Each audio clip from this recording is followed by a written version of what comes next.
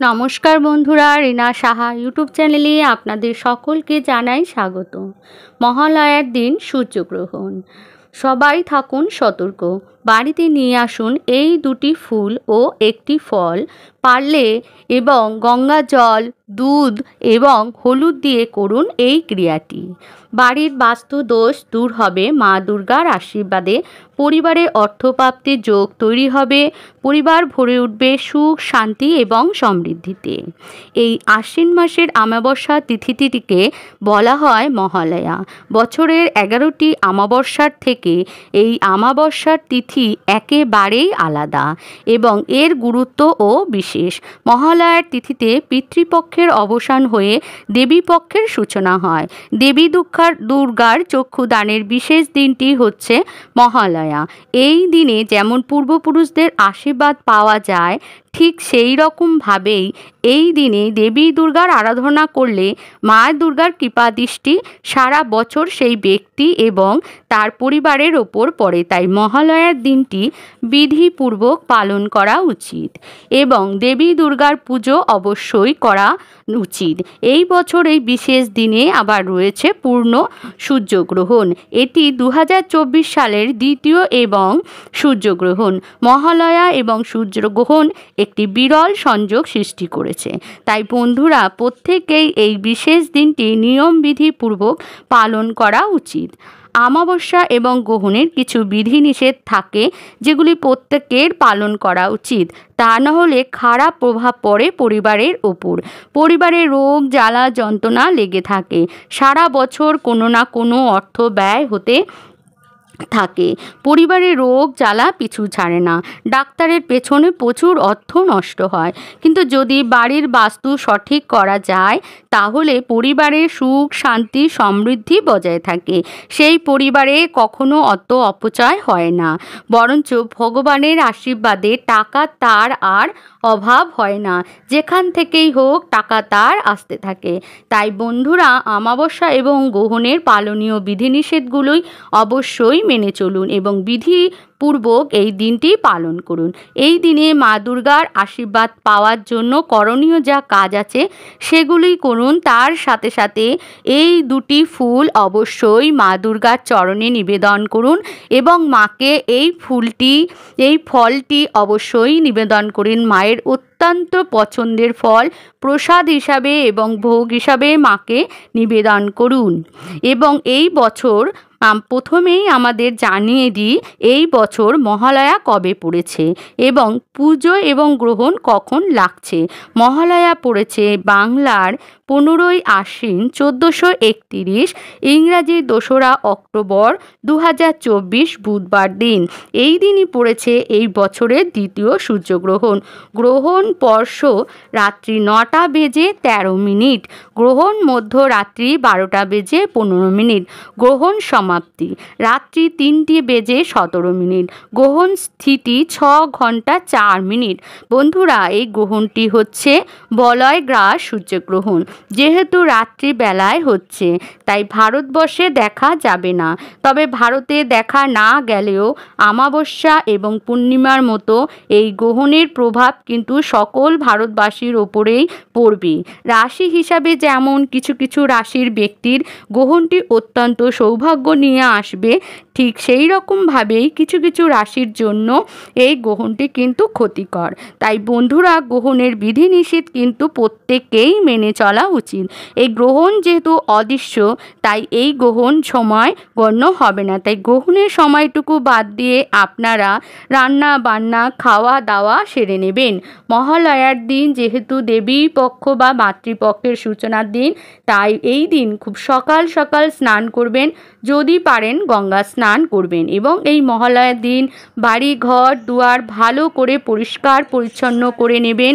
বিশেষ করে সদর দরজা, বাড়ির সদর দরজার সামনে কোনো প্রকার ময়লা আবর্জনা রাখবেন না এবং জুতোগুলো এলোমেলোভাবে ছড়িয়ে ছিটিয়ে পড়ে যেন না থাকে, সেই দিকে বিশেষ নজর দেবেন। জুতোগুলো সরিয়ে রাখবেন একপাশে, কারণ এই রকমভাবে জুতো পরে থাকলে মা লক্ষ্মী ঢুকবেন না, মা দুর্গাও আপনার বাড়িতে প্রবেশ করতে পারবেন না।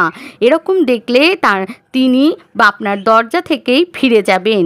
বন্ধুরা, সদর দরজা দিয়েই সুখ শান্তি আসে, সমৃদ্ধি আসে, মা লক্ষ্মী আপনার গৃহে প্রবেশ করে। তাই বন্ধুরা সর্বদাই বাড়ির সদর দরজা পরিষ্কার পরিচ্ছন্ন রাখবেন। এই দিন আপনারা অবশ্যই সকাল সকাল স্নান সেরে নেবেন এবং স্নান সেরে আপনার ঠাকুর ঘরে এসে এই বিশেষ দিনে মা দুর্গার পুজোতে 108টি পদ্ম ফুল ছাড়া পুজো হয় না। দুর্গা পুজোতে পদ্ম ফুলের কেন এত গুরুত্ব তা জানতে হলে আমাদের রামায়ণের যুগে ফিরে যেতে হবে। শ্রীরামচন্দ্র দেবী দুর্গার পুজো করেছিলেন, সেই সময় ছিল শরৎকাল। আগে শরৎকালে দেবী দুর্গার পুজো হতো না, তাই শ্রীরামচন্দ্র অকাল বোধন করলেন। শ্রীরাম মা দুর্গাকে সন্তুষ্ট করার জন্য 108টি পদ্ম ফুল দিয়ে পুজো করতে গেলেন। তখন তিনি দেখেন, যতবার গুণে দেখেন 107টি। শ্রীরাম কিছুই বুঝতে পারছেন না, আসলে তিনি পুজোর আগে দেখে নিয়েছিলেন 108টি পদ্ম ফুল, কিন্তু যখন উনি পুজো করতে বসলেন তখনই উনি একটি পদ্ম ফুল বারে বারে দেখছেন কম হচ্ছে। দেবী দুর্গা একটি পদ্ম ফুল লুকিয়ে রেখেছিলেন রামচন্দ্রের ভক্তি পরীক্ষা করার জন্য। যখন রামচন্দ্র বারবার গুণে দেখে 107টি, তখন রামচন্দ্র নিজের চোখের মণি কাটতে যায়। দাঁতির ধনুক দিয়ে তার চোখের মণি কাটতে যায়, কারণ চোখের মণিটি হচ্ছে একটি নীল পদ্ম বলা হয়। তখন মা দুর্গা শ্রীরামচন্দ্রের হাতটি ধরে ফেলেন এবং তিনি বলেন, আমি তোমার পরীক্ষা করছিলাম, তোমার আমার প্রতি ভক্তি কতখানি আছে সেটি আমি পরীক্ষা করে দেখছিলাম। তখন মা দুর্গা শ্রীরামচন্দ্রের হাতে ফুলটি ফিরিয়ে দেন এবং তার ভক্তি দেখে প্রসন্ন হন এবং পদ্ম ফুলটি ফিরিয়ে দেন। সেই থেকে দেবী দুর্গার পুজো শরৎকালে হয় এবং মা দুর্গার পুজোয় পদ্ম ফুল ছাড়া হয় না। তাই বন্ধুরা, আপনারা অবশ্যই এই পবিত্র মহালয়ার দিন 1টি, 3টি, 11টি পদ্ম ফুল দিয়ে দেবীর চরণে নিবেদন করুন, এতে মা দুর্গা অত্যন্ত প্রসন্ন হবেন। আপনারা যদি পারেন আপনাদের বাড়ির ছাদে পদ্ম ফুল গাছ লাগাতে পারেন। আর যদি আপনার ঘরে মা দুর্গার ফটো থাকে তাহলে মা কালীর চরণে নিবেদন করতে পারেন। মা কালী না থাকলে মা লক্ষ্মীর চরণেও আপনারা পদ্ম ফুল নিবেদন করতে পারেন। মা লক্ষ্মীরও অত্যন্ত প্রিয় পদ্ম ফুল। অবশ্যই এই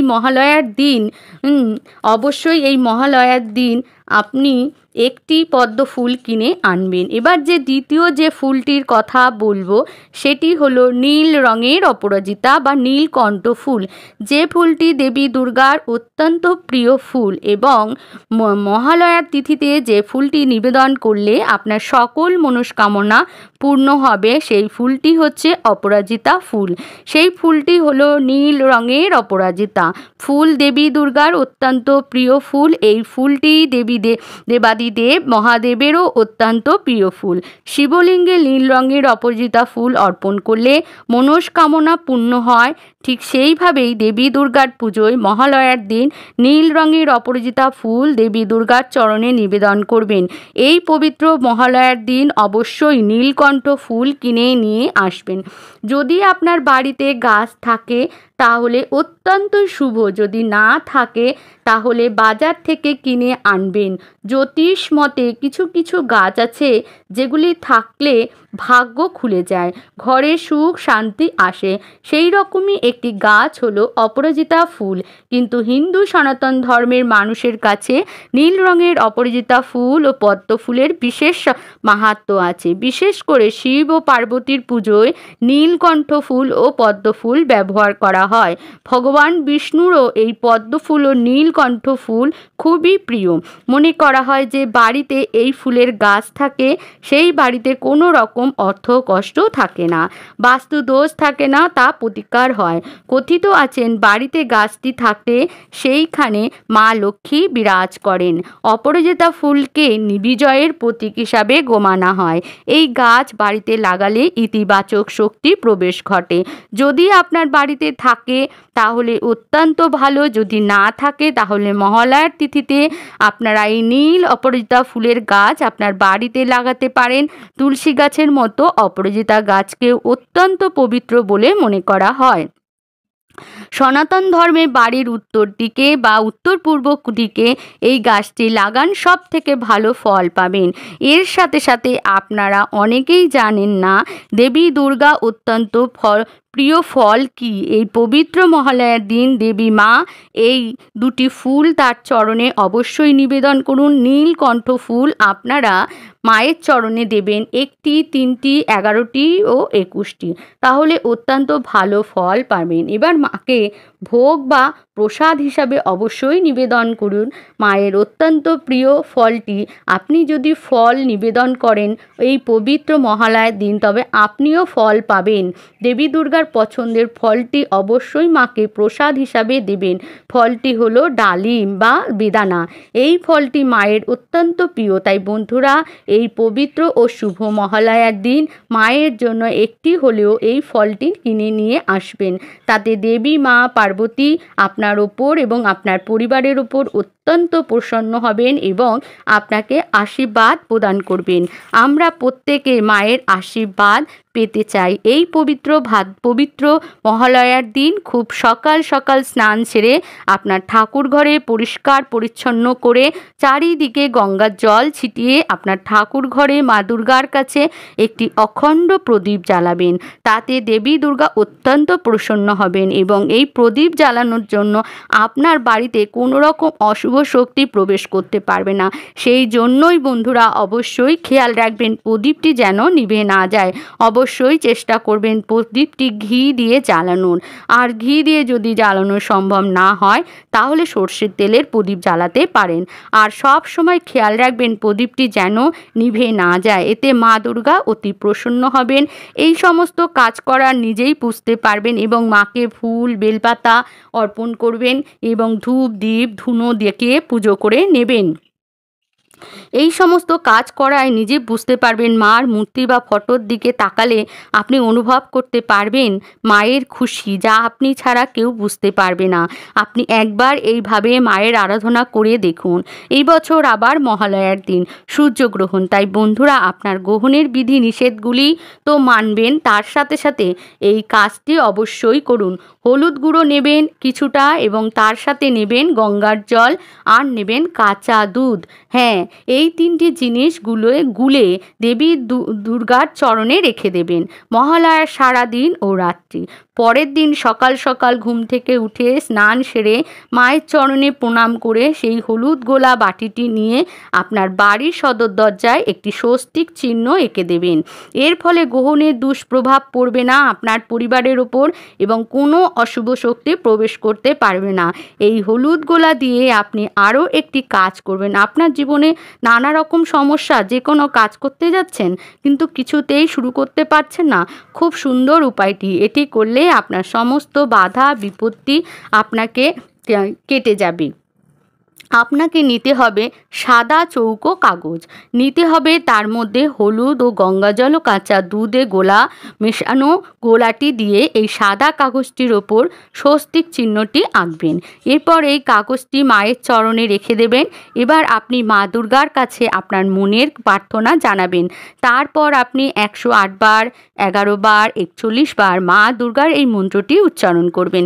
যদি আপনার হাতে সময় না থাকে তাহলে 11 বার বা 41 বার করবেন। সময় থাকলে অবশ্যই চেষ্টা করবেন 108 বার এই মন্ত্রটি উচ্চারণ করার। মন্ত্রটি হচ্ছে ওং দুং দুর্গাই নমঃ, ওং দুং দুর্গাই নমঃ, ওং দুং দুর্গাই নমঃ। এই কাজটি আপনারা মহালয়ার দিন করবেন। তারপরের দিন মায়ের চরণ থেকে নিয়ে নেবেন, এর সাথে রাখবেন একটি নীলকণ্ঠ ফুল ও 1, 2, 3টি পদ্ম ফুলের পাপড়ি। এবার আপনি আপনার মানি ব্যাগে রেখে দেবেন বা আপনার ব্যবসার জায়গার ডয়ারে রেখে দিতে পারেন বা আপনার চাকরির জায়গায় রেখে দিতে পারেন। আর যদি আপনার অফিসেও রাখতে পারেন, অফিসের ডয়ারেও রাখতে পারেন। বাধা বিপত্তি কেটে যাবে এবং আপনার সংসারে আসবে সুখ শান্তি সমৃদ্ধি মায়ের আশীর্বাদে ও আসবে প্রচুর অর্থ আসবে। আপনার সব সমস্যা ঠিক হবে। আজকের ভিডিওটি আমি এখানেই শেষ করছি বন্ধুরা। আপনারা ভালো থাকবেন, সুস্থ থাকবেন।